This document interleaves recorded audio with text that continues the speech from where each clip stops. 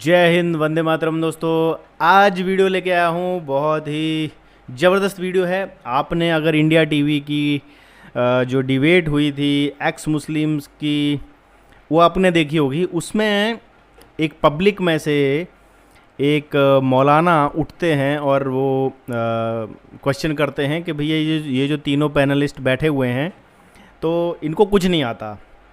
तो वो बाद में फिर इनको साहिल और इनको कांटेक्ट करते हैं और इनके चैनल पे उसकी डिबेट है। तो वो मैं डिबेट बताऊंगा, लेकिन पहले ये वाला पार्ट देख लेते हैं कि वो क्या हुआ था और कैसे वो जो पब्लिक में से एक शख्स जो है वो खड़े हो गए थे।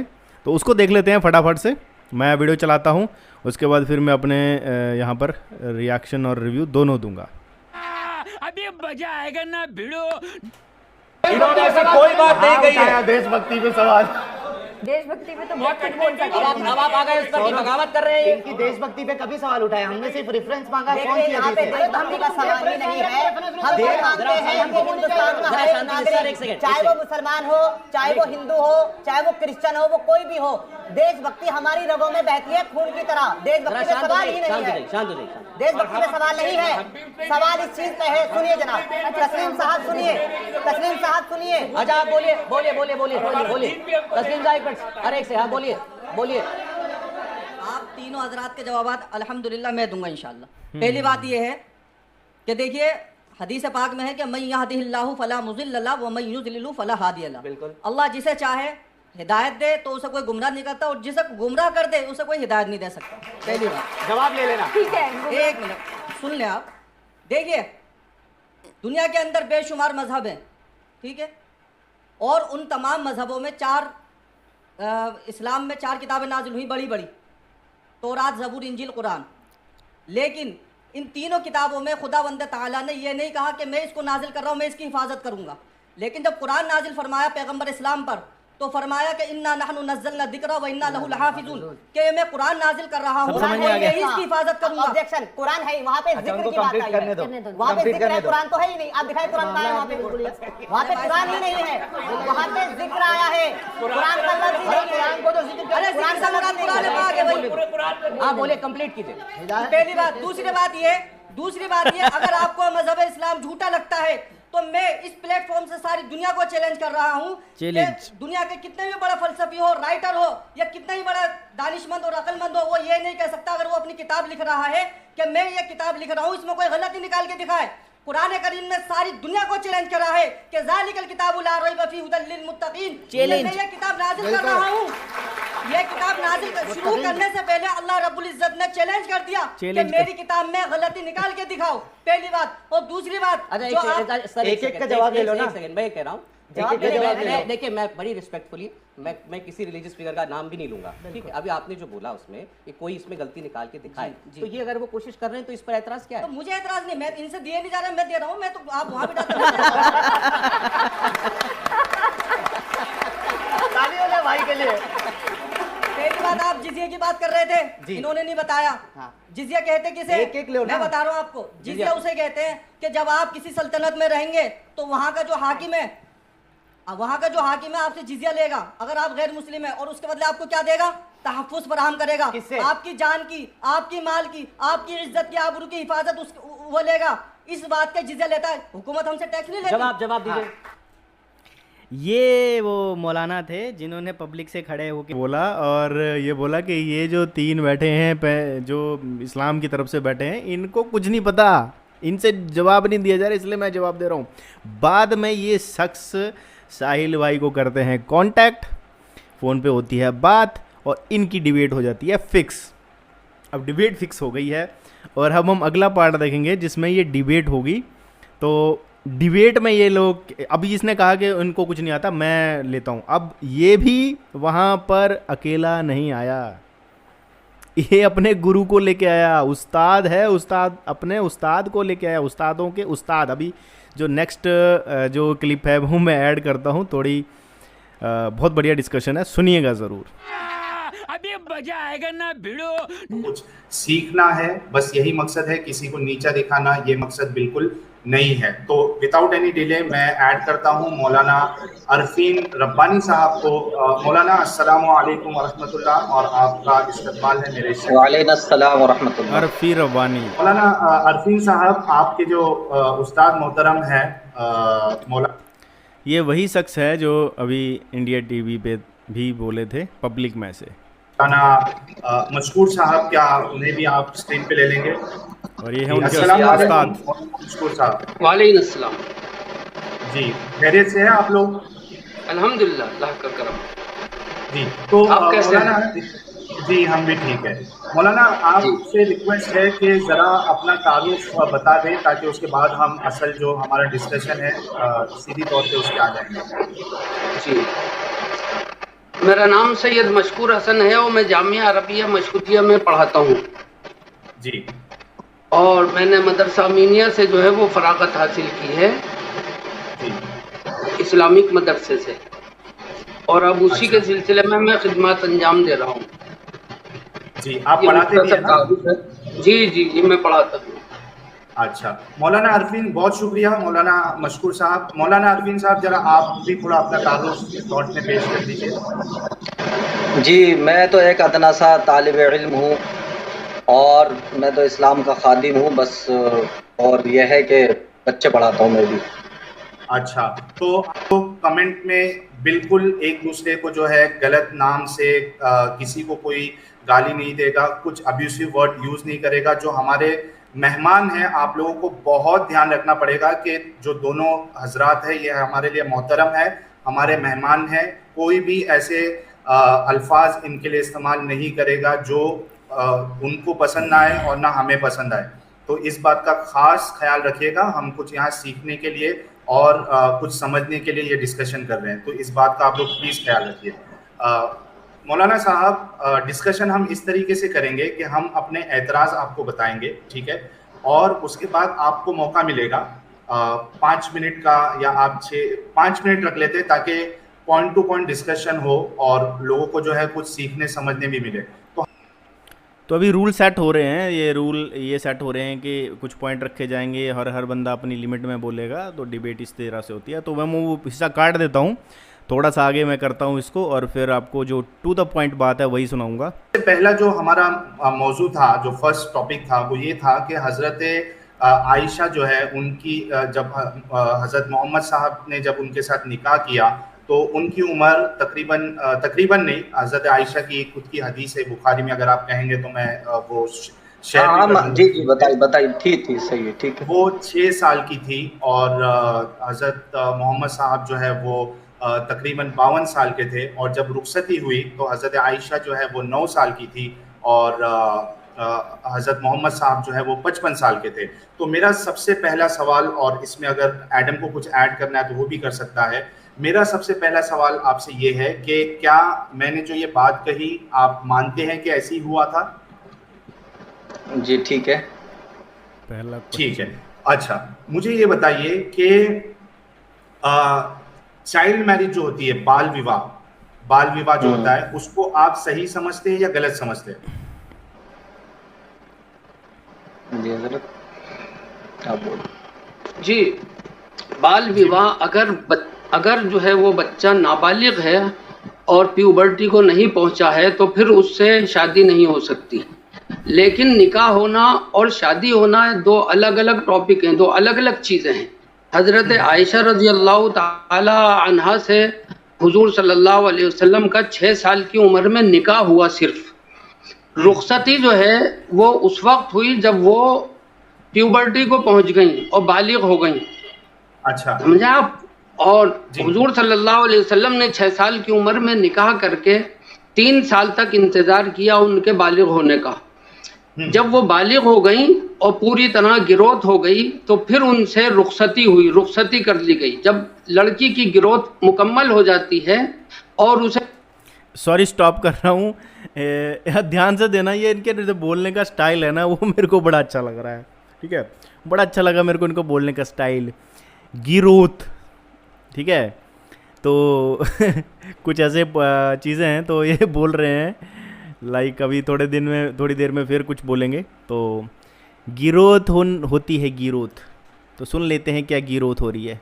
से मेंस्ट्रुएशन आने लगते हैं, मेंसेस आने लगते हैं, तो फिर उससे शादी की जा सकती है। उसमें किसी भी किस्म की कोई परेशानी नहीं है। डॉक्टर्स भी यही कहते हैं कि अगर लड़की बालिग है तो उससे शादी की जा सकती है। उसके जो ग्रोथ है वो पूरी हो चुकी होती है।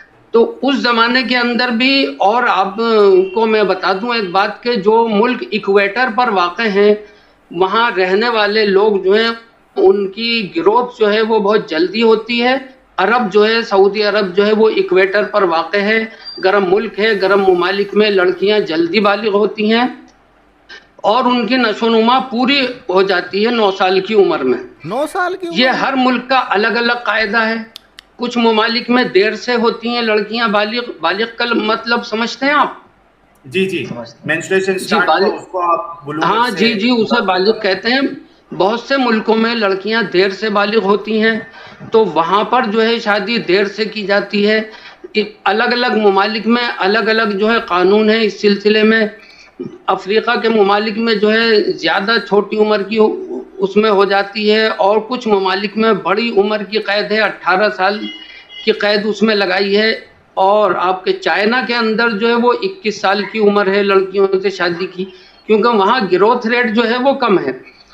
अच्छा, अब अगर 9 साल की, हाँ जी, हाँ जवाब आपका आ गया है मौलाना। मैं आपसे ये सवाल करना चाहता हूँ कि क्या आप ये समझते हैं कि किसी लड़की को, किसी बच्ची को अगर मेंस्ट्रुएशन स्टार्ट हो जाता है तो क्या वो फिजिकली डेवलप हो जाती है? क्या वो एक सेफ सेक्स के लिए, और उसके बाद जो सेफ, अगर वो हमल ठहर जाए उसके बाद प्रेगनेंसी के बाद जो सेफ चाइल्ड बर्थ जो डिलीवरी होती है, वो उसके लिए उसके जो इंटरनल ऑर्गन्स है वो रेडी हो जाते हैं? क्या आप ये समझते हैं? हाँ बिल्कुल हो सकता है। ये हर एक का अलग अलग वो होता है। किसी की मतलब है कि बॉडी की ग्रोथ जो है वो ज़्यादा तेज होती है, किसी की कम होती है। तो अगर उसकी बॉडी ग्रोथ सही है और पूरी है तो वो हो सकती है, ऐसी कोई बात नहीं। 9 साल की। अच्छा मौलाना साहब, जी मौलाना साहब, हमारे सामने जो साइंटिफिक स्टडी है उसके मुताबिक अगर कोई 10 साल की बच्ची या 11 साल की बच्ची अगर उसको प्रेगनेंसी हो जाए तो वो यानी उसकी जो फिजिकल कंडीशन है बहुत पॉसिबल है कि वो बच्चा भी जो है उसकी भी मौत हो जाएगी, और जो बच्चा जन्म रही है बच्ची छोटी सी उसकी भी मौत हो जाएगी। तो साइंटिफिक पर्सपेक्टिव से आप अगर देखा जाए तो 9 साल की बच्ची जो है वो डेवलप नहीं होती है, ना उसके अंदर मैच्योरिटी आती है और ना वो फिजिकली डेवलप होती है। देखिए हमारे मुल्कों में तो नहीं होती है, लेकिन जो दीगर मुल्क हैं, मैंने बताया ना आपसे, जो इक्वेटर पर वाक़ हैं वहाँ लड़कियों की ग्रोथ जल्दी होती है। वो इस काबिल हो जाती हैं कि 9 साल की उम्र में अगर प्रेगनेंसी हो जाए तो वो पूरी तरह उनकी बॉडी उसके लिए तैयार होती है। ऐसी कोई परेशानी की बात नहीं। साहिल साहब एक सेकंड, एक आर्टिकल पहले दिखा दीजिए इनको। ये इक्वेटर के पास यमन में एक लड़की है। अब ये कह रहे हैं कि जो सऊदी अरब इक्वेटर पर जो है वहाँ पर ग्रोथ अच्छी हो जाती है, तो ये ग्रोथ उसी जगह का ये अभी एक आर्टिकल दिखा रहे हैं जहाँ पर ये कह रहे हैं कि वहाँ पर जल्दी ग्रोथ हो जाती है। तो जल्दी ग्रोथ जो होती है ना, अब उसी जगह का ये आर्टिकल है।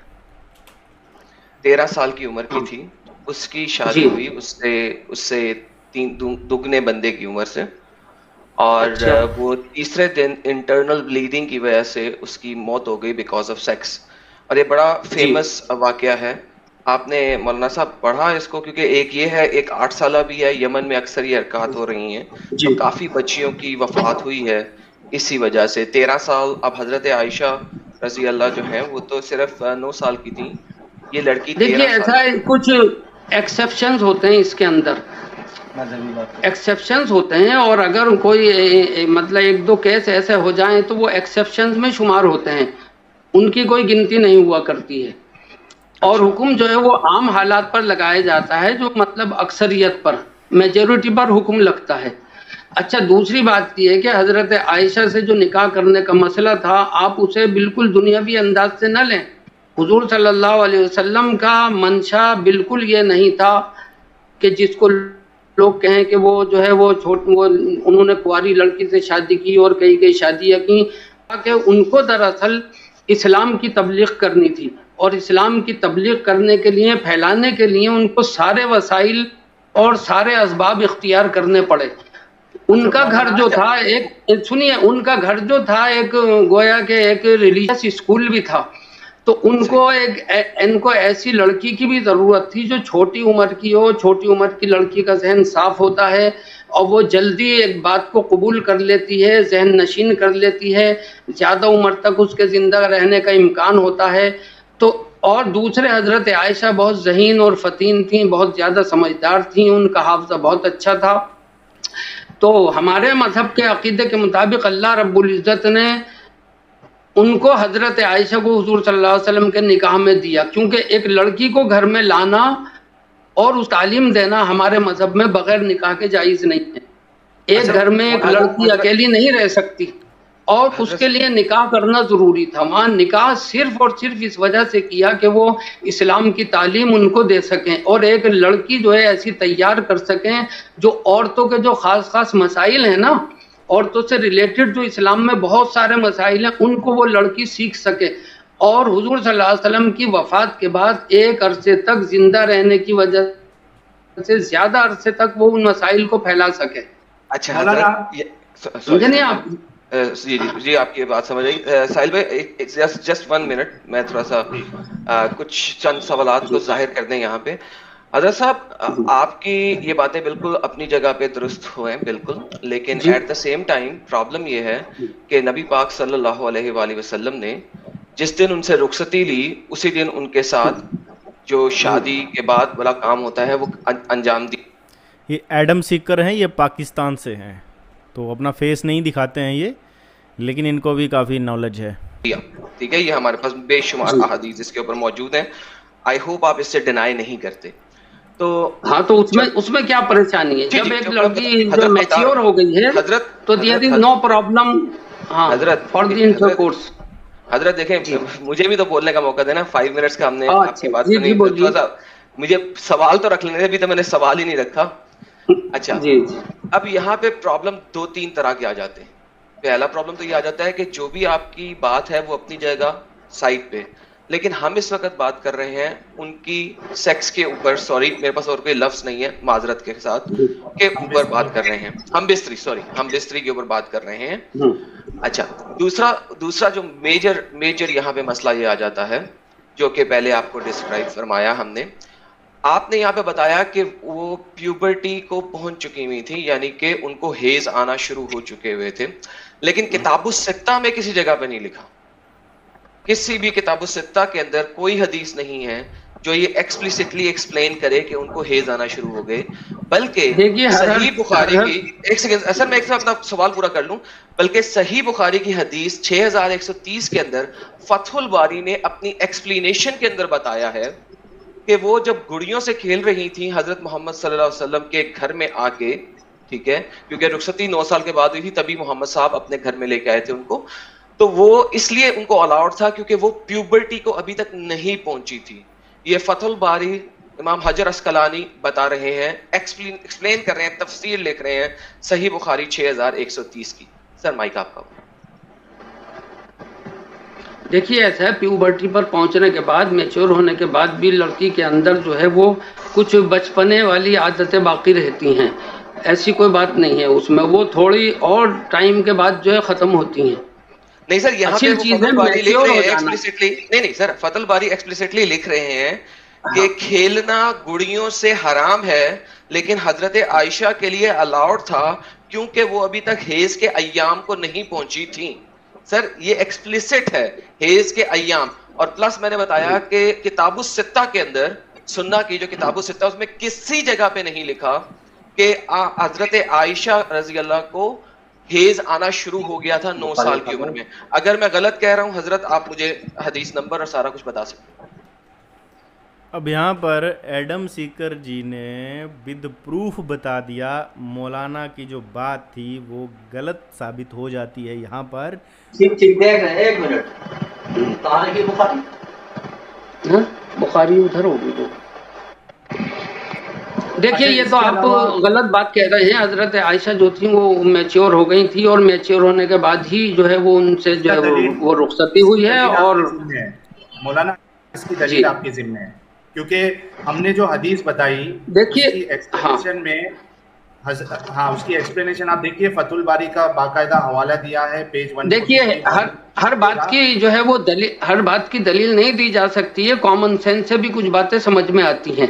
एक ऐसा इंसान, मेरी बात सुनिए, एक ऐसा इंसान जो इतना ऊंचा कैरेक्टर रखता हो, जो इतनी ज्यादा वो रखता हो और उसके अंदर जर्रा बराबर भी अय्याशी का मादा ना हो, जिसने अपनी 25 साल की छोटी उम्र में 40 साल की बेवा औरत से शादी की हो, और वो भी डबल बेवा थी, 40 साल की थी, और उनसे 25 साल की उम्र 25 साल तक उनके साथ जिंदगी गुजारी, 25 साल तक बेवा औरत के साथ जिंदगी गुजारी। तो ऐसे शख्स के बारे में हजरत आयशा की उम्र 40 आ गया है। हाँ, हजरत आयशा की उम्र, हजरत खतीजा की उम्र 40 साल थी।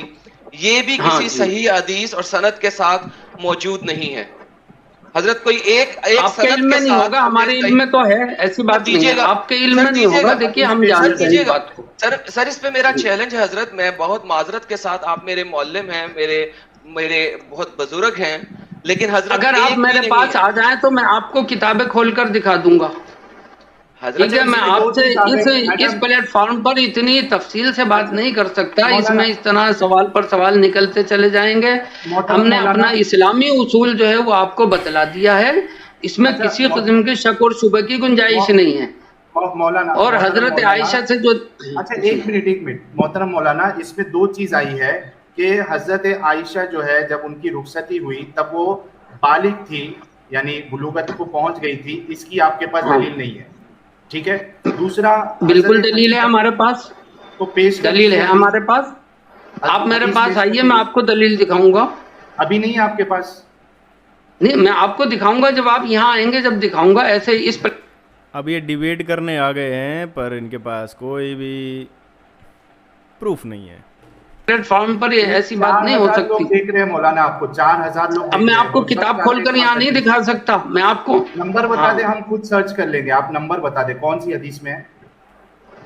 ये तो वही बात हो गई कि एग्ज़ाम देने आए लेकिन पढ़ा कुछ नहीं था, तो वही पढ़ा नहीं था तो एग्ज़ाम देने क्यों आ गए? मैंने तो पढ़ा ही नहीं है। आप नहीं कर सकते, उसके अंदर बहुत सी अहादीस होती हैं, इंटरप्रेट करना होता है, उनको देखना होता है, उसको समझना बहुत मुश्किल होता है। आप एक सरसरी उससे नहीं समझ सकते उस चीज को। मौलाना देखिए, हमारे पास जितनी दलीलें मौजूद है उसके हिसाब से हजरत आयशा जो है वो मैच्योर भी नहीं हुई थी। मैं कुछ हदीसें आपके सामने रख देता हूं ताकि जो लोग देख रहे हैं उनके भी समझ में आ जाए। आपके पास उसकी दलील नहीं है, लेकिन हमारे पास दलील है कि हजरत आयशा जो मैच्योर नहीं थी। मुझे सिर्फ हाँ, पहले आप ये बताइएगा वो हदीसें किस दर्जे की हैं, उनकी सनद क्या है, वो सही हैं, ज़ईफ हैं, क्या हैं, पहले आप ये बताइए। आपको इत्तलात मालूम है सही हदीस की? ऑथेंटिसिटी बहुत ज़्यादा ज़रूरी है। बिल्कुल सही कह रहे हैं मौलाना साहब, ऑथेंटिसिटी ज़रूरी है। जो भी दिखा रहे हैं वो ऑथेंटिक होने चाहिए। किसे कहते हैं ज़ईफ, किसे कहते हैं, कौन सी काबिल अमल है और कौन सी जो है वो। मौलाना मुझे रखने तो दीजिए, मैं आपको उस पे जो हुक्म है वो भी बता दूंगा। 1 मिनट दीजिए। हाँ, ये देखिए, ये मेरे पास है हदीस सही बुखारी की हदीस नंबर 3894। ठीक है, इसमें आप देखेंगे तो हज़रत आयशा खुद फरमाती है कि नबी करीम सल्लल्लाहु अलैहि वसल्लम से मेरा निकाह जब हुआ तो मेरी उम्र 6 साल की थी। फिर जिनको नहीं पता है उनको बता दूं, जो सही बुखारी है, जो हदीस है, ये इसका नाम है सही, यानी कि ये सही है। तो बहुत सारी हदीसें होंगी, तो इनमें से इसको ऑथराइज़ किया गया है, अप्रूव किया गया है इस्लामिक वर्ल्ड में। हम मदीना आए और बनी हारिस बिन खजरज के यहाँ क़याम किया। यहाँ आकर मुझे बुखार चढ़ा और इसकी वजह से मेरे बाल गिरने लगे, फिर मूंढों तक खूब बाल हो गए। फिर एक दिन मेरी वालिदा उम्मे रुमान आई। इस वक्त मैं अपने चंद सहेलियों के साथ झूला झूल रही थी। आप इस बात पे गौर करिएगा, वो झूला झूल रही थी। इन्होंने मुझे पुकारा तो मैं हाजिर हो गई। मुझे कुछ मालूम नहीं था कि मेरे साथ इनका क्या इरादा है। देखिए, हजरत आयशा कह रही है कि मुझे मालूम भी नहीं था कि मेरे साथ क्या होने वाला है, और वो झूले में खेल रही थी। आखिर इन्होंने मेरा हाथ पकड़कर घर के दरवाजे के पास खड़ा कर दिया और मेरी सांस फूले जा रहा था। थोड़ी देर में जब मुझे कुछ सुकून हुआ तो इन्होंने थोड़ा सा पानी लेकर मेरे मुंह और सर पर फेरा, फिर घर के अंदर मुझे ले गई। वहां अंसार की चंद औरतें मौजूद थी जिन्होंने मुझे देखकर दुआ दी कि खैर व बरकत और अच्छा नसीब लेकर आई। मेरी माँ ने मुझे इनके हवाले कर दिया और इन्होंने मेरी आराइश की। इसके बाद दिन चढ़े, अचानक रसूलुल्लाह मेरे पास तशरीफ लाए और इन्होंने मुझे आपके सुपुर्द कर दिया। मेरी उम्र इस वक्त 9 साल थी। तो एक हदीस मैंने आपके सामने सही बुखारी 3894 की पेश की, जिसमें ये पता चल रहा है कि हज़रत आयशा जो है वो झूले में झूलती थी और उनको कुछ पता ही नहीं था उनके साथ क्या हो रहा है, जो ये बात की अलामत है कि वो मैच्योर नहीं थी। दूसरी हदीस की तरफ भी जाता हूँ, मैं पेश कर देता हूँ, उसके बाद आप पहले इसका जवाब साहिल भाई पहले इसका जवाब ले लें कि उनको तो इल्म और नहीं 2-3 अगर एडम मैं समझता हूँ कि 2-3 अगर एक साथ क्लब हो जाए उसके बाद ये फिर मुकम्मल तौर पे जवाब देते ना, क्या बोलते हो? क्या एक पे ले? देखिए उनको ये तो पता लग जाए वरना आगे से चेंज हो जाएगा ना सब्जेक्ट। साहिल साहब एक सवाल मेरा आपसे है, एक सवाल इसी पर पहला मेरा आपसे, आप किसी मजहब को मानते हैं? नहीं, मैं अब जो है वो एक टर्निंग पॉइंट आ गया। अब मैं इसलिए रोक रहा हूँ क्योंकि यहाँ पर रुकना बहुत ज़्यादा ज़रूरी है।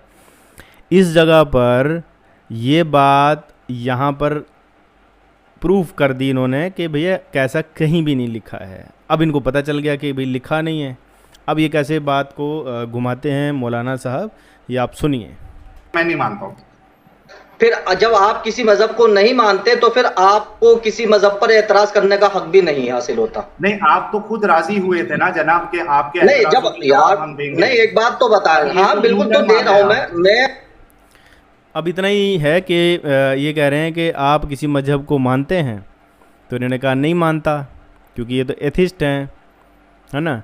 तो जब आप किसी मजहब को नहीं मानते तो आपको कोई हक नहीं है किसी दूसरे मजहब पर सवाल करने का, ऐसा इनका कहना है। अब इसमें मैं अपना एक पॉइंट रखना चाहता हूँ कि जो इस्लाम है वो ये कहता है कि जो नॉन बिलीवर ऑफ इस्लाम है वो काफिर हैं। जो नॉन बिलीवर, अब नॉन बिलीवर में वो लोग भी आते हैं, नॉन बिलीवर में वो लोग भी आते हैं जो हिंदू हैं, नॉन बिलीवर में क्रिश्चियन भी आते हैं, नॉन बिलीवर में जो किसी रिलीजन को नहीं मानते हैं वो भी आते हैं, मतलब धर्म किसी दूसरे धर्म को मानने वाले लोग भी आते हैं, और जो किसी धर्म को नहीं मानते वो भी आते हैं। कल को जब इस्लाम पूरी दुनिया में फैल जाएगा, जैसा कि इनका दावा है कि पूरी दुनिया में फैलेगा, तब जो लोग किसी धर्म को नहीं मानते होंगे वो ब्लास्फेमर कहे जाएंगे, ब्लास्फेमी की कैटेगरी में वो लोग आएंगे, ठीक है। जो लोग किसी रिलीजन दूसरे रिलीजन को मानेंगे वो भी ब्लास्फेमर है, जो किसी रिलीजन को नहीं मानते हैं वो भी ब्लास्फेमर हैं। तो एक पर्सन है जो अवेयर है, एक अनअवेयर है, दोनों ही मारे जाएंगे। अवेयर कौन है? जिन लोगों को पता है कि इस तरह से इस्लाम की मंशा है। कुछ लोग हैं जिनको ये पता नहीं है कि इस्लाम की मंशा क्या है, वो भी नॉन बिलीवर की कैटेगरी में है। तो अब मौलाना साहब के सवाल का जवाब ये है कि आप बोल रहे हो कि आप किसी रिलीजन को नहीं मानते तो आपको क्वेश्चन नहीं कर सकते। बॉस क्वेश्चन कर सकते हैं क्योंकि ये भी नॉन बिलीवर की कैटेगरी में आते हैं। अब आगे सुनते हैं जो अगला जो क्वेश्चन है, क्योंकि अब इसको ज़्यादा यहाँ पर खींच दिया गया होगा, तो मैं थोड़ा सा इसको नेक्स्ट क्वेश्चन पे शिफ्ट करता हूँ। इस्लाम मकामी नजर आ रही है तो किसी और में तो अच्छाई नजर आ रही होगी। मौलाना अरफीन साहब, ये तो आपकी जबरदस्ती है ना कि मजहब दूसरे मजहब को मानो, इस्लाम से निकल गए। तो आपको सवाल जो तो भाई फिर मैं वही तो कह रहा हूँ, भाई मजहब पर एतराज वही करेगा जो मजहब किसी दूसरे मजहब को फॉलो करता होगा। भाई आप जब नास्तिक है, किसी मजहब को नहीं मानने, तो मजहब पे एतराज क्यों कर रहे हैं आप? ये तो बताएं, या तो किसी दूसरे मजहब को माने आप। लेकिन मौलाना जो असल टॉपिक है उसका जवाब दीजिए ना। हमने तो साबित किया कि हजरत आयशा जो है वो मैच्योर नहीं थी, नाबालिग हुई थी। आपके पास कोई दलील? भाई हम भी साबित कर रहे हैं, लेकिन आप हम साबित कर रहा हूँ, लेकिन आप मेरे दे रहे हैं, आप घूम रहे हैं आप। अच्छा हवाले चले, आप ये मानते, आप ये मुझे इस सवाल का जवाब दिए साइंस के तब नहीं, ये कैसा आई? लोग आपको देख रहे हैं। आप एडम एक मिनट, हाँ बिल्कुल देख रहे हैं, बिल्कुल एक मिनट मौलाना, मैं अपनी बात कंप्लीट कर लूं, फिर मैं आपको पूरा मौका देता हूँ। हाँ, मैं उन सब लोगों से ये कहना चाह रहा हूँ, भाई आप हजरात इसको देख रहे हैं, ये चैनल देख रहे हैं, तो मेरा इनसे सवाल ये है, जब ये किसी मजहब को मानते ही नहीं है तो जाहिर सी बात है इनके दिमाग में कोई मजहब की बात आ ही नहीं सकती, तो इनका एतराज गलत है। मतलब आपके पास जवाब नहीं है? तो नहीं, जवाब है भाई, आप मेरी बात का जवाब दे। आप मेरी बात का जवाब नहीं दे रहे हैं भाई। क्या जवाब दूं? जो आपका जवाब क्या है? मजहब को नहीं मानता। भाई मैं एक मजहबी इंसान, सुनिए, मैं एक मजहबी इंसान हूँ, मैं किसी मजहब पे एतराज कर सकता हूँ, लेकिन जब आप किसी मजहब को मान ही नहीं रहे तो एतराज क्यों कर रहे हैं? तो ये प्रॉब्लम है कि चूंकि मैं कोई मजहब को नहीं मानता हूँ, आपके पास जवाब नहीं है। नहीं, जवाब है ना, साइंस को मानते हैं आप? अरे साइंस को जवाब नहीं दे रहे तो सही बात। ये दुनिया वजूद में कैसे भाई, ये दुनिया वजूद में कैसे आई? मुझे इस बात का जवाब दीजिए, बताइए। ये टॉपिक है नहीं। हाँ, ये तो भाई मैं आपसे सवाल कर रहा हूँ, ये उसी वहीं से सवाल निकला है ना, आप मेरे सवाल का जवाब दें। ये कहना चाह रहे हैं कि पहले मुर्गी आई कि अंडा आया? पहले मुर्गी आई कि अंडा आया? ये दुनिया वजूद में कैसे आई? साइंस के एतबार से मुझे बता दे कि ऐसे आई। मौलाना साहब, ये साइंस के एतबार से मुझे बता दें। लोग देख रहे हैं, आपने जी जी जी बिल्कुल देख रहे हैं भाई। मैं 5000 लोगों से पूछ रहा हूँ भाई, आप बता नहीं रहे ये दुनिया कैसे बनी? साइंस के एतबार से किसी मजहब को मानते नहीं है तो साइंस को मानते, साइंस के एतबार से बताएं। अच्छा मौलाना जी, आप साइंस को मानते हैं? बिल्कुल मानते, चूंकि कुरान से ही साइंस निकला है। साइंटिफिक जवाब लेना पसंद करेंगे? पहले मेरे साइंस जवाब मैं पूछ रहा हूँ, साइंटिफिक जवाब। गलत बात, पहले मेरा जवाब दे दे आप, फिर मैं आपके सवाल का जवाब दे दूंगा। मैं वही कह रहा हूँ, साइंटिफिक जवाब लेना पसंद करेंगे हजरत? बिल्कुल करेंगे, लेकिन हम भी तो आपसे ले रहे हैं ना। आप मुझे इस सवाल का जवाब दीजिए, ये दुनिया वजूद में कैसे आई? जी जी मौलाना एक मिनट एडम, जब साइंस कहती है कि मैच्योर होने के बाद जो है वो शादी की जा सकती है, तो फिर आप जो है वो फिर इस बात को मानते क्यों नहीं है, बताइए। अब ये साइंस को साबित कर रहे हैं। एक सेकंड, लेकिन सर इन्होंने मेच्योरिटी साबित नहीं ना की, अभी तक कोई हदीस नहीं दी मेच्योरिटी। नहीं एडम इसमें मैं मेच्योरिटी साबित करने के लिए आपको कौन सा सबूत चाहिए? मैंने आपको बता दिया कि दुनिया के हालात अलग अलग हैं, अलग अलग मुल्कों में अलग अलग मेच्योरिटी एजेस होती हैं, और कहीं कम होती है, कहीं ज्यादा होती है। देखिए, ये सबसे बड़ी गलतफहमी है, और मेरे ख्याल से मौलाना साहब को जाके कोई डॉक्टर से सलाह लेनी चाहिए कि मेंस्ट्रुएशन का सिर्फ, अरे एक मिनट मौलाना, मैं बात को कंप्लीट कर लूं। मेंस्ट्रुएशन का स्टार्ट होना ये बिल्कुल ये बात नहीं है कि सिर्फ मेंस्ट्रुएशन स्टार्ट होने से एक बच्ची जो है वो मैच्योर हो जाती है और फिजिकली डेवलप हो जाती है। ये बिल्कुल गलत बात है, ये साइंस के लिहाज से भी ये गलत है। अब इसका जवाब दीजिए मौलाना आरफिन साहब। देखिए, साइंस के एतबार से जो मेंस्ट्रुएशन होता है तो वो मैच्योरिटी पर ही होता है। जब लड़की मैच्योर होती है तभी उसको मेंस्ट्रुएशन आते हैं, तभी उसका कंप्लीट होता है साइकिल लाइफ का। आगे समझ में आप जो है मैच्योरिटी की उम्र जो है आप 18 साल आप समझ रहे हैं यहाँ के कानून के हिसाब से, कानून के हिसाब से 18 साल मैच्योरिटी की उम्र नहीं है। मैच्योरिटी की उम्र जब ही है जब उसे मेंसेस शुरू हो जाए। नहीं, आप कानून की रोशनी में बात कर रहे हैं आप। एक मिनट हाँ, समझ रहे हैं। अगर लड़की का बॉडी ग्रोथ अच्छा हो चुका है और वो मैच्योर हो गई है, मेंसेस आ रहे हैं, तो उससे निकाह शादी करने में कोई हरज की बात नहीं है। फाइनल जवाब है इट्स ऑल, दैट्स ऑल। मौलाना साहब 2 मिनट। अब आप अपना सवाल अपना। अब मैं क्या सोच रहा हूँ पता है, इतना मतलब सुन के ना अंदर इतना मतलब यार, मतलब 10 साल 9 साल छोड़ो, 10 साल 11-12 साल 12 साल शादी, और गलती से अगर गर्भ ठहर गया, बच्चा बन गया 12 साल की उम्र में, क्या वो लड़की जिंदा रहेगी? क्या उसका शरीर मतलब बच्चा पैदा करने के लायक है? मेंस्ट्रुअल साइकिल आने से क्या उसका शरीर बच्चा पैदा करने? क्या आप बोल रहे हैं यार, डिस्गस्टिंग। रखिए, अब आप आगे और समझ गए नहीं, अगला सवाल रखें आप। अरे मौलाना 2 मिनट रुक तो जाइए। हाँ रुके साहिल साहब, बात ये कि इनको साइंस नहीं देखना है, छोड़ दें इनको। हम हजरत मौलाना शरीफ अली थानवी की कुछ बातें दिखा देते हैं सब लोगों के सामने। दिखा दो। हाँ, ये देखिए सर, आपके मौलाना हजरत अशरफ अली थानवी साहब ने फरमाया है कि किताब बहिश्ती ज़ेवर, ठीक है, उसके अंदर गुस्ल के अहकामात के अंदर फरमा रहे हैं हजरत कि if a man has intercourse with any under as girl, अगर एक शख्स किसी छोटी बच्ची के साथ हम बिस्तरी करे, इंटरकोर्स करे, सेक्स करे, गुस्ल विल नॉट बी फर्ज, तो उसके ऊपर गुस्ल फर्ज नहीं होता, ऑन कंडीशन, इस शर्त के ऊपर that semen does not come out, अगर मर्द का मणि बाहर ना निकले, and that the woman is so young, और बच्ची इतनी छोटी है, that one fears that having intercourse, के एक को डर है कि अगर वो सेक्स करेगा her private parts become connected, तो उसके जो अगला सुराख और पिछला सुराख है वो एक ही हो जाएगा। इसको उन्होंने एक्सप्लेन किया है, पॉइंट नंबर 40 उन्होंने लिखा हुआ है, जो कि नीचे फुट नोट में डाला है। On account of her being under age होने का मतलब ये है हर front end back private parts, उसका अगला और पिछला सुराख आर वेरी क्लोज, बहुत नजदीक है, by and it will be difficult to differentiate between the two, तो ये बहुत मुश्किल होगा पहचानना और उसको समझना। सरकार प्लीज आंसर। देखिए ये मसाइल जो है ना, ये छोटी उम्र की बच्ची के लिए उन्होंने लिखे हैं। यहाँ पर जिक्र चल रहा है हजरत आयशा का हुजूर सल्लल्लाहु अलैहि वसल्लम से निकाह के मामले में, उसमें आपको जवाब तसल्ली बख्श दिया जा चुका है। अब आप जो है अपना दूसरा टॉपिक शुरू कीजिए। यूं तो ये मैदान बहुत वसी है, हमारी जो शरीयत है ना वो एक समंदर है, आप इसमें जितना घुसेंगे आप इसमें मतलब ये सही बात है, समंदर है ये, पूरी तरह वो नहीं कर सकते। मौलाना साहब, उसमें सवाल पे सवाल निकलते जाएंगे, आप लोगों को, ऑडियंस को जो है वो करते रहेंगे, कंफ्यूज करते रहेंगे, समझ गए नहीं। अब आपको टू द पॉइंट जवाब दिया जाए। अपना नेक्स्ट सवाल जो है हमारे सामने रखिए। नेक्स्ट सवाल मेरा ये है मौलाना साहब, नेक्स्ट सवाल मेरा ये है मौलाना साहब कि साहब से जरा उनकी तरफ स्क्रीन करिए ना, सेकंड क्वेश्चन, कैमरा उनकी तरफ करिए,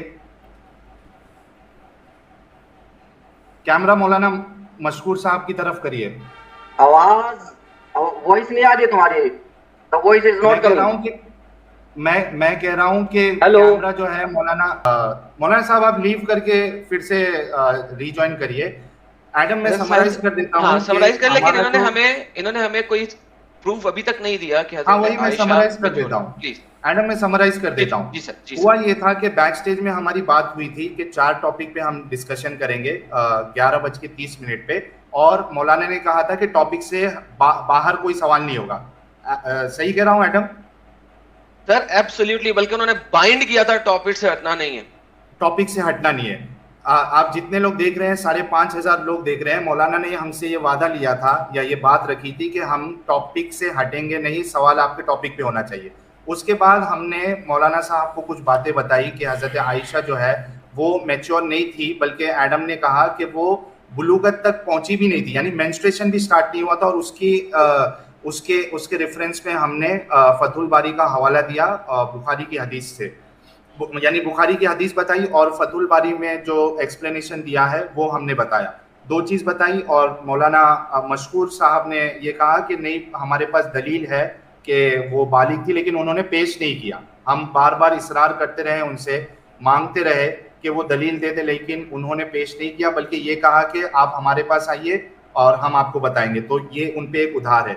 दूसरी चीज़ कि साइंस के लिहाज से मैंने एक आर्टिकल वो शो करना था, मेंस्ट्रुएशन का स्टार्ट होना ये कभी नहीं होता कि एक बच्ची जो है वो फिजिकली फिट हो जाती है, उसके ऑर्गन्स डेवलप हो जाते हैं और वो मैच्योर यानी साइकोलॉजिकली भी वो मैच्योर हो जाती है, बल्कि हमने कुछ हदीसें देखी अभी जिसमें खुद ये समझ में आ रहा है कि हजरत आयशा जो है ना यानी मेंटली भी वो मैच्योर नहीं थी, वो झूलों से खेलती थी, उनको पता ही नहीं था। और हम लाइन लगा सकते हैं हदीसों की जिसमें ये बिल्कुल साबित हो जाता है कि हजरत आयशा जो मैच्योर नहीं थी। तीसरी चीज, मेंस्ट्रुएशन स्टार्ट होना ये बिल्कुल दलील नहीं है कि वो फिजिकली और मेंटली मैच्योर हो। उसके बाद एडम ने उनको हजरत थानवी साहब की जो है मौलाना अशरफ अली थानवी साहब की बहस्ती जवर जो किताब है उसमें से एक हवाला बताया जिसमें छोटी बच्ची के साथ सेक्स करने के बारे में बताया गया है कि उस पे गुस्ल फर्ज नहीं होगा या वाजिब नहीं है। सही कह रहा हूँ एडम? जी सर बिल्कुल, क्योंकि कुरान की रूह से आप किसी भी उम्र की बच्ची के साथ शादी कर सकते हैं। तो मौलाना अशरफ अली थानवी साहब, ये मौलाना साहब को मैं बोल देता हूँ ज्वाइन करने के लिए, 1 मिनट। मतलब क्यों ये डिबेट में दिखा रहा हूँ आपको, क्यों दिखा रहा हूँ ये, इसलिए क्योंकि कुरान में ये लिखा है आप किसी भी एज की लड़की से शादी कर सकते हो, इसीलिए दिखा रहा हूँ और कोई मकसद नहीं है। किसी भी एज की लड़की से आप शादी कर सकते हो। मौलाना अरफीन साहब आप हाँ रिकनेक्ट करिए, आप फिर से ज्वाइन होइए, मैं ले रहा हूं आपको जी।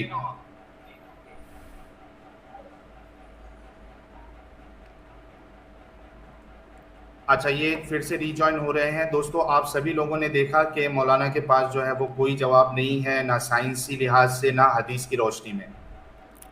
हालांकि ये टॉपिक तय था, उनको तैयारी करके आनी चाहिए थी एडम जी। बिल्कुल सर, रेफरेंस तो लेके आने चाहिए थे ना। और मुझे आज तक ये समझ में नहीं आया कि जो हमारे मुसलमान भाई है वो मेंस्ट्रुएशन स्टार्ट होने को ये क्यों समझ लेते कि ये मैच्योर हो गई है बच्ची। सर ये वाहिद दलील रह गई हुई है ना, प्रॉब्लम ये है, ये वाहिद दलील रह गई। और वो भी फिट नहीं होती हज़रत आयशा के ऊपर, क्योंकि कोई सरी दलील है ही नहीं कोई। किताबो सित्ता में तो नहीं है, किसी और ने बाद में लिख दिया हो तो उसका इल्म नहीं है मुझे इतना, लेकिन किताबो सित्ता में उसकी तहकीक की जाएगी ना। बिल्कुल। और हजरत मोहम्मद साहब जो है वो चाइल्ड मैरिज खत्म करने आए थे क्या खुद उसमें इन्वॉल्व होने के लिए आए थे, ये भी एक सवाल बन जाता है। बड़ी ही इज्जत के साथ मैं अपना एतराज रख रहा हूँ, क्योंकि मैं समझता हूँ कि ये एतराज सामने आना जरूरी है, इस पे डिस्कशन होना जरूरी है। सर मैंने तो दरूद सलावत भी पढ़ दी है सर। बिल्कुल, और हम पूरी कोशिश करेंगे, मैं ये लाइव कह रहा हूँ कि हम पूरी कोशिश करेंगे कि जो भी हमारे मुस्लिम भाई जिनसे हमको बेपनाह मोहब्बत है, मैं अगर मेरी बात करूं, मैं तो बेपनाह मोहब्बत करता हूं मेरे मुस्लिम भाइयों से, पूरी कौम से, क्योंकि मैं चाहता हूं कि मेरी जो ये कौम है वो की ऊंचाई पे पहुंचे। और उसके लिए हमारे बाबा जी हैं ना जी, स्वामी जितेंद्रानंद सरस्वती जी, वो कहते हैं आई लव मुस्लिम। जरूरी है कि एडुकेशन में आगे आना है, एडुकेशन को सीरियसली लेना है, अपनी लाइफ में जो रिलीजन नाम की जो चीज़ है हमारी, उसको थोड़ा सा नीचे रखना है, और जो दुनियावी तालीमात है, सोसाइटी के साथ घुलना मिलना है, एक दूसरे से मोहब्बत करना है, ये असल चीज़ है। और मैं चाहता हूं कि हमारी कौम जो है वो इसमें आगे बढ़े, ये मेरी नीयत है, ये मेरी चाहत है। हमें बहुत मोहब्बत है मुसलमानों के साथ। मौलाना साहब अभी तक ज्वाइन नहीं हुए हैं। सर दोबारा कॉल करें सर उन्हें। कॉल करूं उनको?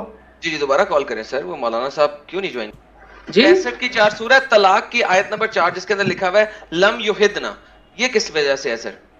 ये आप बता सकते हैं? लेके आ जाओ ना एडम, ये मैं स्क्रीन पे लेके आता हूं ताकि आप जरा पढ़ लीजिए। नहीं, मौलाना साहब ने ये बहुत बड़ा क्लेम कर दिया कि ये अमल जो है ये खास मोहम्मद साहब के साथ था। ये तो सर ये मैं जूम कर देता हूं, आप तो चूंकि बहुत अच्छे स्कॉलर हैं, तो आपको अरबी दिखाऊं या उर्दू दिखाऊं या इंग्लिश दिखाऊं? सर साहब ये जरा स्क्रीन से हटा दीजिए। दिखा रहे हैं जी सर, ये सर पढ़ लीजिए और समझा दीजिए सर। सूरह तलाक की आयत नंबर 4 है जी।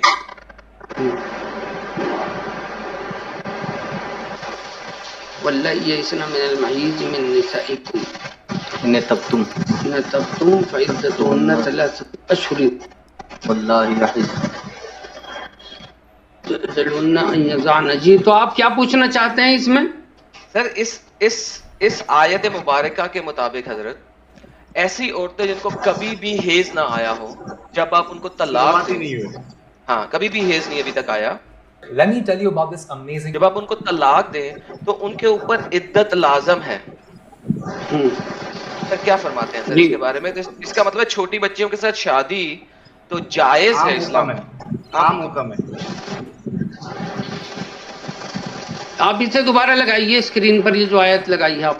लगी भी है सर, स्क्रीन पे लगी हुई, हटाई नहीं। नहीं वही कुछ हो रहा उधर से प्रॉब्लम हो रहा है, कुछ प्रॉब्लम हो रही है। आपके पास कलर बदल गया है सर, आपके पास कुरान है सर, ये आपका कुरान की आयत है सूरह तलाक की आयत नंबर 4। मैं पढ़ देखिए वल्लाहि यस्ना मिनल महीज मिन निसाइकुम, जो औरतें जिनको हैज आना बंद हो गया है तो उनका जो हिसाब है हैज के मुताबिक नहीं होगा, बल्कि अंदाजे से 3 महीने उनकी इद्दत होगी। और जो हमल वाली हैं तो उनकी लम युहिदना सर, लम युहिदना, लम जिनको कभी हेज नहीं आया। आगे एडम आगे है, वो बोलने दो। हाँ मौलाना आप बोलिए। जी ये असल में पूरी दिखाई नहीं दे रही, आप पूरी दिखाइए इसे। अच्छा मैं अपने सॉफ्टवेयर में जैसा पहले आ रहा था ना वो नहीं आ रहा, ये आधा कट गया भाई साहब। ये सर ठीक है, अब बेहतर नहीं अब बेहतर। पहले वाला सही था, पहले वाला ये बड़ा हो गया है। अब बेहतर है, बेहतर है लेकिन कट रहा है आधा। पहले जो लगाया था ना आपने वो सही था सर, ये वैसे ही लगाया हुआ। मोहतरम हम गलत थोड़ी बोल रहे हैं, यहाँ पे आधा दिख रहा है आधा नहीं दिख रहा। मैं दिखा रहा हूँ वल्लाही है, इसना नहीं दिख रहा कुछ भी। और पिंक कलर आ रहा है, पिंक कलर आ रहा है इसमें काला। हजरत मैं दिखा रहा हूँ आपको, 1 मिनट दीजिए मुझे। सर आपके फोन पे कोई मसला है, लेकिन कोई बात नहीं, दूसरे तरफ अब दिख रहा है क्या मौलाना अकील साहब? अभी दिख रहा है? अपलोड जूम कर दें सर, जूम कर दें सर थोड़ा सा। ये जूम नहीं होगा ये। हाँ ये सही आ रहा है, लेकिन इसमें काफी गौर करना पड़ेगा। थोड़ा बड़ा करें सर। मैं पढ़ दूं मौलाना? देखिएगा जरा। हाँ पढ़िए, बहुत छोटा है, आप पढ़िए। ये देखिए, वल्लाही यइस्ना मिनल महीदी मिन निसाइकुम इन इर्तबतुम फइद्दतुहुन्ना सलासतु अशहुर वल्लाही लम यहिद्न। हाँ ये यहाँ पे एतराज है, वल्लाही लम यहिद्न, इसका क्या मतलब है? और वो जिनको कभी हैज नहीं आया जी हाँ, तो उनकी भी मुद्दत जो है वो 3 महीने है, उनकी भी मुद्दत 3 महीने है। इसका ताल्लुक पिछली आयत से है, आप अगली आयत से जोड़ रहे हैं। सर पिछली आयत ले लेते हैं। हाँ पिछली आयत से है। लेकिन बात ये है कि जो ऐसी औरतें जिनके साथ आपने शादी की, जिनको कभी भी हेज नहीं आया, उनके साथ आपने सेक्स किया है, तो उस आपकी उनकी जो इद्दत है वो 3 माह है। तो ये तो जेनेरिक स्टेटमेंट हो गया ना। हाँ जी। तो इसका मतलब है इस्लाम में छोटी बच्चियों के साथ शादी जायज है, जिनको कभी हेज छोटी बच्ची जो है, देखिए निकाह तो जायज है हमारे यहाँ इस्लाम में, छोटी उम्र में निकाह कर सकते हैं, लेकिन जो रुखसती होती है ना सेक्सुअल इंटरकोर्स, वो that is after the puberty maturity. Sir ठीक है सर। हाँ। अच्छा दूसरी बात आप जो ये कह रहे हैं, हजरत आप गलत फरमा रहे हैं। अगर आप सूरह नंबर 33 की आयत नंबर 49 खोलिए जनाब, इनको आप सूरह 33 की आयत नंबर 49 खोल दीजिए जरा प्लीज, जिसमें लिखा हुआ है कि अगर आपने इंटरकोर्स नहीं किया तो इद्दत की जरूरत ही नहीं। सर देखें, सर मुझे भी आपका कुरान याद है सर, क्योंकि मैं भी हाँ जी हाँ सही है, ठीक है। तो बेसिकली आमनु इदा नकाहतुमुल मुमिनाति सुम्मा तलक्तुमुहुन्ना मिन क़ब्ली अन तमस्सुहुन्ना फमा लकुम अलैहिन्ना मिन इद्दतिन तअतद्दूनहा। जी, तो कोई इद्दत नहीं है उसके ऊपर अगर आपने उसको टच करने से पहले, इंटरकोर्स करने से पहले तलाक दे दी है। तो सूरह तलाक की आयत नंबर 4 के अंदर अगर ऐसी औरतें जिनके साथ आपने तलाक दिया उनको इद्दत दी गई है, तो इसका मतलब है सेक्स हुआ है, वरना 33 की 4 उस पे अप्लाई होती। बाय द वे मुझे दीजिएगा अनइंटरप्टेड, 3 मिनट ले लीजिए। अभी फिर 2 मिनट काफी है। आपने इस तरह के सवालात हिंदू मजहब के बारे में किए हैं, कभी ईसाई मजहब के बारे में किए हैं, यहूदी मजहब के बारे में किए हैं? ये बताइए, जो आप इस्लाम के बारे में कर रहे हैं, आप बताइए इस्लाम के बारे में ही क्यों कर रहे हैं आप ये सवाल? मुझे टाइम नहीं दे रहे, क्या आपका कोई मिशन है ये बताइए? मुझे टाइम नहीं दे रहे आप, 2 मिनट। क्या आप जो है मतलब इस्लाम के को सिर्फ बदनामी करना चाहते हो, बात को समझना नहीं चाहते? माजरत के साथ कहूंगा, आप बात को समझना नहीं चाहते, सिर्फ इस्लाम को बदनाम करना चाहते हैं। इस्लाम इज लॉजिकल जो है रिलीजन, इसकी हर बात में एक हक्कानियत और सच्चाई है, और इसके बाद दलीलें हैं मौजूद। आप मुझे बताइए, कोई भी माँ बाप जो है वो अपनी लड़की की शादी मैच्योर होने से पहले कैसे कर देंगे? जब वो खुद माँ बाप उसकी शादी कर रहे हैं तो वो जानते हैं कि शी इज मैच्योर।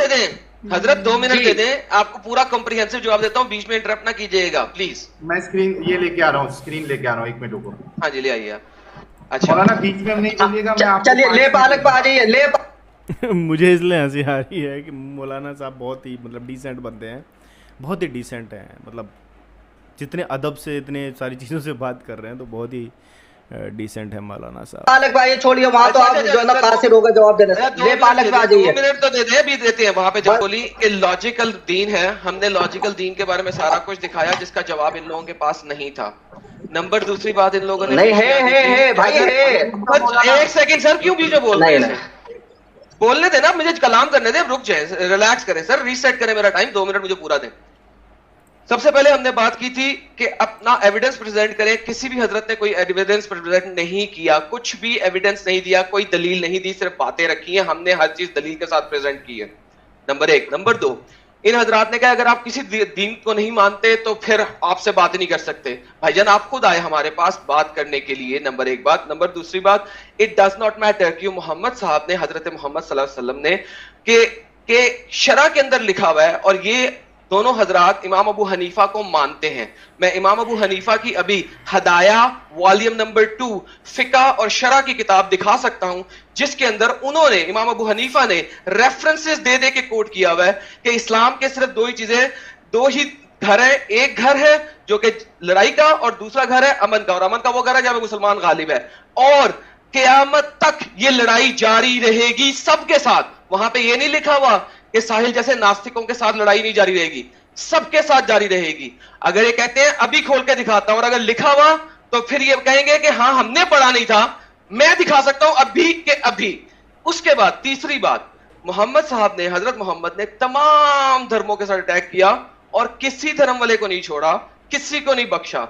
अब ये मेरे पास दूसरी दलीलें लेके आते रहे, मैं दिखाऊंगा कि कौन कौन सी आयात मनसूख हो चुकी हुई हैं इनके अपने स्कॉलर्स के मुताबिक, और जिसकी बेस के ऊपर सलफुस साले ने किस तरीके से गोल्डन इरा ऑफ इस्लाम में किस तरीके से लड़ाइयां की और मारकुटाइयां की और सारा कुछ किया, ये मैं दिखा सकता हूं जब ये चाहें। रादर अभी के अभी। जनाब 2 मिनट भी पूरे नहीं हुए, माइक दें। अब ये जो एडम सीकर ने बात कही है ना कि जो मैंने पहले भी कही थी कि नॉन बिलीवर चाहे वो धर्म को मानता है चाहे वो सेकुलर है, ये बात सेकुलरों को देखनी चाहिए, और यही चीज़ थी जहाँ जिससे मैं सेकुलरिज्म छोड़ दिया। मैं भी सेकुलर था, यही बात थी जिसकी वजह से मैंने सेकुलरिज्म छोड़ा। क्यों? क्योंकि सेकुलर रहो ना रहो, इस्लाम के अकॉर्डिंग तो आप नॉन बिलीवर हो। आप मानो ना मानो, इस्लाम के अकॉर्डिंग तो आप नॉन बिलीवर हो। मतलब आपको डर के मारे इस्लाम कबूल कर लेना चाहिए। सिंपल सी चीज़ है, कर लोगे क्या? इतना आसान है क्या? मैं उन सारे सेकुलरों से कह रहा हूँ जो इस वीडियो को देख रहे होंगे, आपके मन में सेकुलरिज्म का कीड़ा ज़रूर होगा। इवन मैं मोमिनों से कहता हूँ, जो मुस्लिम भाई हैं उनको भी कहता हूँ कि भैया कुछ ऐसे काम आप कर रहे होंगे, इवन फ़ोन देखना भी गुनाह है ना, तो इवन टीवी देखना गुनाह है शरीयत के अकॉर्डिंग, तो आप तो वैसे भी काफिर हो। आपने अगर काफिर देश में रह रहे हो और आप ऐसी चीज़ें कर रहे हो जो काफिर कर रहे हैं, तो आप तो वैसे भी काफिर बन गए, तो आप भी उस कैटेगरी में आ गए मेरे भाइयों, आप भी उस कैटेगरी में आ गए हो। ये चीज़ समझने वाली है। अच्छा, अभी मौलाना अरफीन साहब आपका वक्त मैं आपको 3 मिनट देता हूं। आपको जो बोलना है आप 3 मिनट में बोलिए, फिर उसके बाद दूसरा जब बोलेगा तो आप इंटरप्ट मत करिएगा, स्टार्ट करिए। नहीं ये सवाल खत्म हुआ। देखिए मेरा एक सवाल का जवाब, आप मुझे एक सवाल का जवाब दे दीजिए, और जो जनता देख रही है बड़ी पोलाइटली मैं उनसे कहना चाहता हूं कि एक बात बताइए, जितने भी लोग देख रहे हैं जाहिर सी बात है कोई ना कोई किसी भी धर्म को फॉलो करता होगा, और धर्म की बात उसी के समझ में आती है जो धर्म को फॉलो करता है। और जो इंसान धर्म को फॉलो ही नहीं कर सकता, तो आप उसको कितनी भी दलीलें दें, कुछ भी करें, वो उसके समझ में आ ही नहीं सकती। तो सबसे पहले साहिल साहब, आप किसी धर्म को फॉलो करें जब बात करें, पहली बात। अब दूसरी बात, आप अपना क्वेश्चन रखें, दूसरा क्वेश्चन। चले जी, इनके पास उन्होंने खत्म कर दिया। अगला क्वेश्चन ले आए जी, वो मोहम्मद साहब की शादी वाला दूसरा क्वेश्चन ले आए सर, वो कह रहे हैं। कौन सा वाला? नहीं दूसरा का हुआ ये, वो ले पालक वाला, ये तो हो गया। ले पालक वाले ले पालक वाला ले जी, ले पालक वाला सवाल है। उनके पास कोई दलील नहीं है हमारे जवाब की, आप ले पालक वाला सवाल। नहीं है दलील, आपके पास नहीं है भाई, आप मान नहीं रहे। जब आपने सोच रखा कि हम मानेंगे नहीं, तो फिर सर कोई एक दलील तो दे रहे हैं एविडेंस के साथ। अच्छा देखिए, आपको समझ में आनी चाहिए ना, अगर आपके समझ में ना आए तो दलील दीन इंदल्लाह इस्लाम, एविडेंस तो प्रेजेंट करना सर अपनी दलीलों का। कुरान हकीम का एविडेंस दे दिया ना मैंने, अभी दिया है मैंने आपको कि छोटी बच्ची अल्लाह के नजदीक दीन जो है वो सिर्फ इस्लाम है। हम भी सिर्फ इस्लाम है, क्लियरली कह रहे हैं, क्लियरली। इतना ईमानदारी से मौलाना साहब कह रहे हैं, really hats off, salute to you मौलाना साहब। वाकई में आपने बिल्कुल सच चीज़ कही है, बिल्कुल सभी नॉन बिलीवर, नॉन मुस्लिम, सभी हिंदुओं को, सेकुलरों को, जो धर्म को मानते हैं, नहीं मानते, अपना काम धंधा कर रहे हैं, अपने जॉब कर रहे हैं, अपने करियर पे वो कर रहे हैं, अब अलग कर रहे हैं, बिल्कुल सोचते ही नहीं इस चीज़ों के बारे में। अरे तू किस चीज़ में पड़ा हुआ है, मैं सेकुलर हूँ, मुझे कुछ मतलब नहीं है, उनको भी ये चीज़ ज़रूर सुननी चाहिए।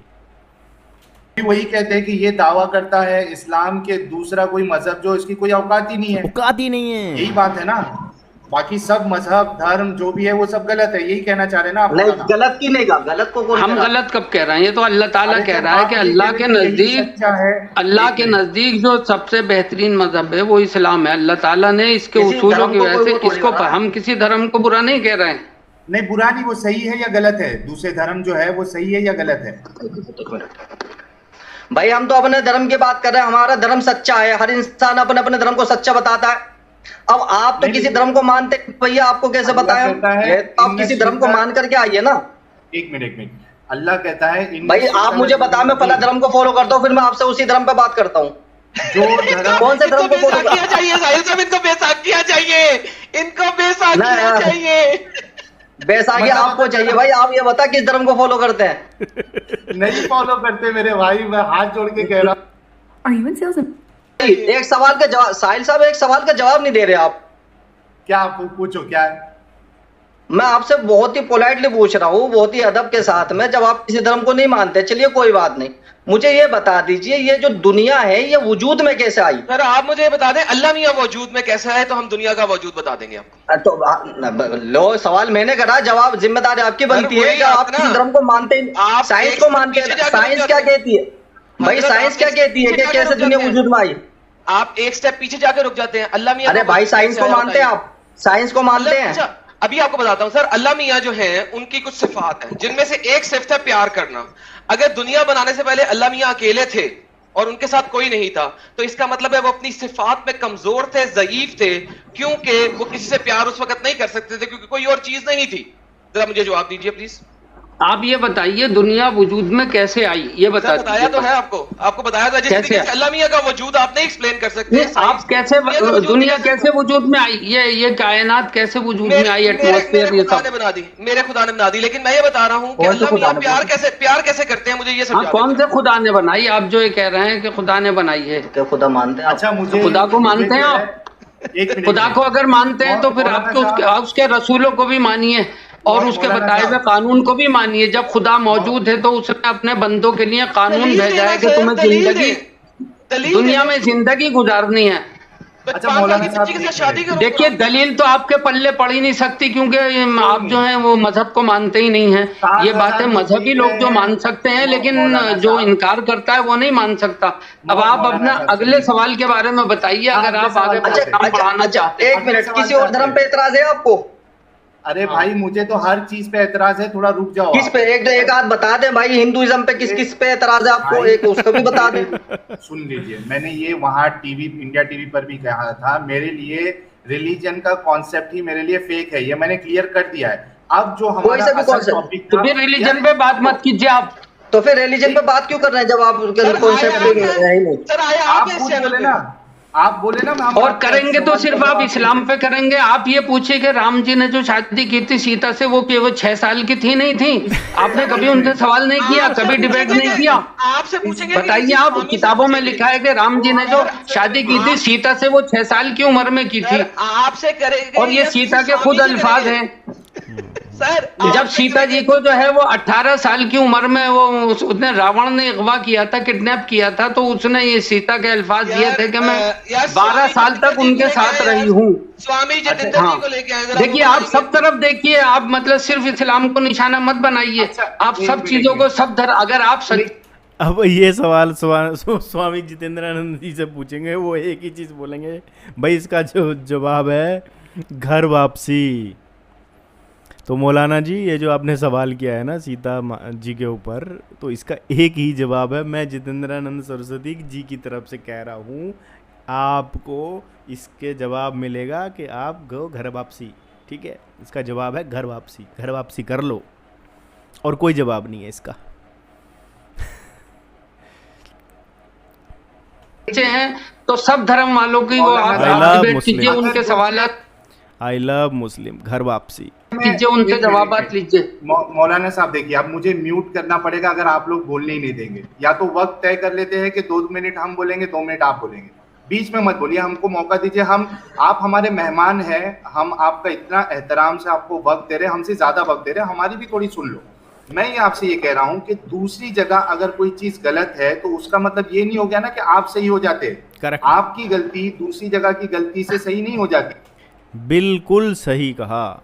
अब हम आते हैं दूसरे सवाल की तरफ, क्योंकि वो जो आप हिंदुइज्म की बात कर रहे हैं ना, वो हम किसी हिंदू जो स्कॉलर है उसको अपने दूसरा जो चैनल है द न्यूट्रल डिबेट्स, उस पे हम वो टॉपिक सेट करेंगे। आप उनसे आ जाना, करेंगे, मुझे दावत दीजिएगा। बिल्कुल दावत देंगे मुझे, बिल्कुल बिल्कुल दूंगा मैं। आप लेकिन तो बता दीजिए, ऑडियंस को बता दीजिए, मैं इस पर डिबेट करने वाला हूँ हिंदुइज्म पे, बता दीजिए। एक मिनट मैं बता देता हूँ।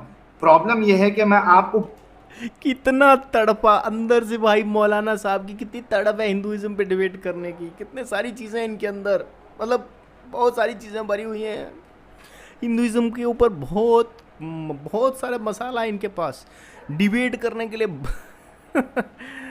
अरे यार, बुला तो लूं, लेकिन हमने अभी देखा है कि आप अपने धर्म के बारे में क्लैरिफिकेशन दिया नहीं जा रहा, हिंदुइज्म पे डिबेट करेंगे।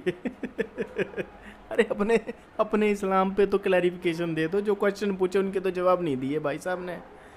मौलाना साहब अपने इस्लाम पे आप क्लैरिफिकेशन दे दो, हिंदुइज्म को छोड़ो यार, वो आपका वो नहीं है, आपको अपने उस पर जवाब देना है। आप मतलब दूसरों की कमियां निकाल के तुम अपने आप को सही साबित नहीं कर सकते हो, दूसरों की कमियां निकाल के अपने आप को सही साबित नहीं कर सकते हो। अपने इस्लाम के बारे में ही दलीलें नहीं दे सकते तो हिंदुइज्म के बारे में आप दलीलें कहाँ से रखेंगे? अच्छा, दलील के क्या मायने हैं आप ये बताइए। आप दलील के क्या मायने हैं ये बतलाइए। एक हदीस जो आप इस बात की दलील दीजिए कि करंट मौजूद है और इंटरनेट की शुआएं मौजूद हैं यार, समझे नहीं, हवा मौजूद है, इसकी दलील बताइए। बहुत सी चीजें अलामत से पहचानी जाती हैं, दलील की जरूरत नहीं होती उनमें। सर हजरत, मैंने कुरान की आयत पढ़ी, मैंने कुरान की 2 आयतें आपके सामने रखी। सर दलील मैंने दी है, आपने उसका जवाब नहीं दिया। मैंने आपको हदीसें दी, मैंने आपको उसकी एक्सप्लेनेशन दी, आपने सिर्फ बात की है। आपने भाई मैं आपको दलील क्यों दूं? आप उसे समझ ही नहीं सकते क्योंकि आप तो धर्म को मानते नहीं है। समझ सकते आप दे तो समझेंगे ना। नहीं, आप मैं धर्म को फॉलो करता हूँ, फिर मैं दलील देता हूँ। आपके पास दलील ही नहीं है तो कहाँ से देंगे? किसी धर्म को मान नहीं रहे भाई, तो आप फिर क्यों? चलिए आप दूसरा क्वेश्चन ले। अरे दूसरा क्वेश्चन खत्म करें। नहीं, आप नहीं बता सकते। आपको म्यूट किया मौलाना, कोई सुन नहीं रहा है। 2 मिनट रुकिए आप। अरे मौलाना म्यूट है, आप 2 मिनट रुकिए। अरे मौलाना को आवाज भी नहीं जाती का, कान भी म्यूट हो गया लगता मौलाना का। मैं ये कह रहा हूँ, अरे मौलाना रुक जाओ। मौलाना मैं ये कह रहा हूँ कि आपके जो उस्ताद मोहतरम है उन्होंने जवाब दिया कि वो बच्चा उसी का होगा। मुझे ये बताइए, 2 साल से एक शख्स ने बीवी के साथ हमबिस्तरी नहीं की है, उसको बच्चा कैसे ठहरेगा? उसके बाद वो प्रेग्नेंट कैसी होगी 2 साल के बाद? इसका जवाब दे दे प्लीज। मौलाना ने कहा है क्या उसी का बच्चा होगा, ये कहाँ से आया? ये भी मुमकिन है कि वो किसी पहर आ गया हो और हम बिस्तरी करके चला गया हो। नहीं, यही तो बेसिक बात थी। नहीं, कैसे आप लो? नहीं। जब हमल 2-2.5 साल तक रह सकता है तो इसका मतलब है हमल 2.5 साल से रह रहा है, वो कैसे बीच में आया? हमल 2.5 साल भाई आ सकता है, क्यों? वो मिरेकल के तौर पे आ सकता है। अच्छा, मिरेकल के तौर पे, माशाल्लाह, मोजज़ाती तौर पे बेहतरीन। मौलाना की शक्ल चलिए, अच्छा मेरा आपसे एक सवाल है, जितने भी व्यूअर्स देख रहे हैं उन सबसे मैं एक सवाल कर रहा हूँ भाई, इन सबसे एक सवाल है मेरा। जितने भी जनता आप देख रही है ना भाई, पहले ये जो आपने क्वेश्चन करा ये तो आउट ऑफ क्वेश्चन है, मतलब ये हमारी लिस्ट में शामिल ही नहीं था। दूसरी बात, हमारा आपसे क्वेश्चन है, साहिल ये आउट ऑफ कोर्स है, लेकिन जब ये आउट ऑफ कोर्स बात करते हैं तो आउट ऑफ कोर्स नहीं है, लेकिन नहीं भाई, आउट ऑफ कोर्स है। भाई आप सुनिए, जनता से मैं कहना चाह रहा हूँ, जनता सुने मेरी बात को। आप खुद ज़हीन है और माशाल्लाह किसी ना किसी मजहब को फॉलो करते होंगे, तो मेरे इनसे साहिल साहब से कहना चाहता हूँ कि आपको डिस्कस करना तो किसी ऐसे इंसान के साथ करिए जो नास्तिक हो आपकी तरह, क्योंकि अगर आप मजहबी इंसान से बात करेंगे तो जाहिर सी बात है मजहबी की बात करेगा और मजहब की बात आपके उसके समझ में मेरा सवाल सुन लीजिए, क्या अल्लाह के रसूल ने या अल्लाह ने ये कायदा बताया है कि जो नास्तिक है उससे मुनाजरा मत करो, उससे डिबेट मत करो? क्या अल्लाह ने बताया कायदा, या रसूलुल्लाह ने नास्तिकों को दावत नहीं दी, बहस नहीं किया उनके साथ? जब आप नास्तिक है तो नास्तिक है जब मेरा सवाल ये है आपसे, जब आप नास्तिक है तो किसी मजहब पर एतराज करने का आपको हक है, हासिल ही नहीं है आपको, या तो आप किसी मजहब को फॉलो करें। अरे भाई, हमारे पास क्या जायज है ना जायज है वो आप कैसे बता सकते हो? आप कुरान से बता बताइए, हदीस से बताइए ना। अच्छा, सुनिए, ईसाई मजहब पर क्या कहना चाहेंगे आप? उसमें कुछ एतराज है आपको? आउट ऑफ टॉपिक हम बात करें तो आउट ऑफ टॉपिक आप करो तो सही है।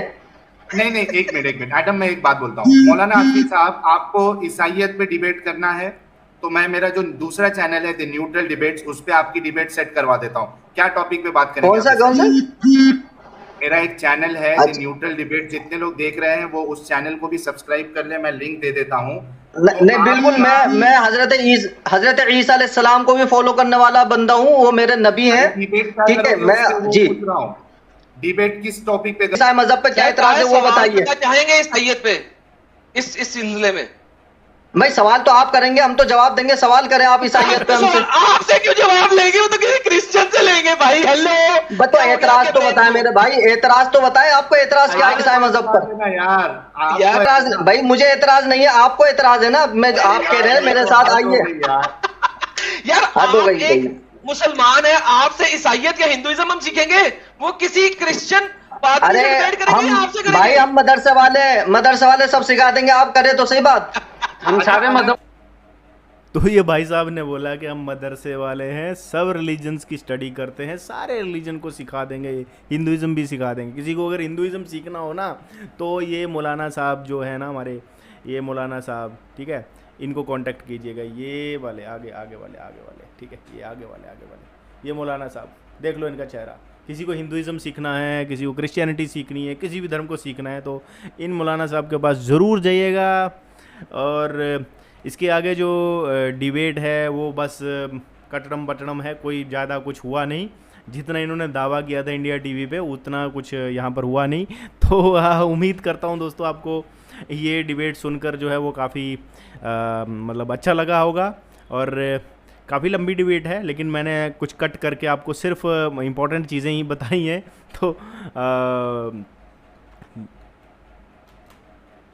तो ये पूरी डिबेट अगर सुननी है तो आपको जो साहिल का चैनल है उस पर आपको जाना पड़ेगा। तो चैनल का नाम है एक्स मुस्लिम साहिल ऑफिशियल, वहाँ पर जाकर आप पूरी डिबेट को देख सकते हैं। मैंने सिर्फ कुछ हिस्से उठाए थे, तो उम्मीद करता हूँ जो है आपको काफ़ी वीडियो से एंटरटेनिंग लगा होगा, काफ़ी अच्छा लगा होगा। और मिलते हैं दोस्तों नेक्स्ट वीडियो में। जय हिंद, वंदे मातरम।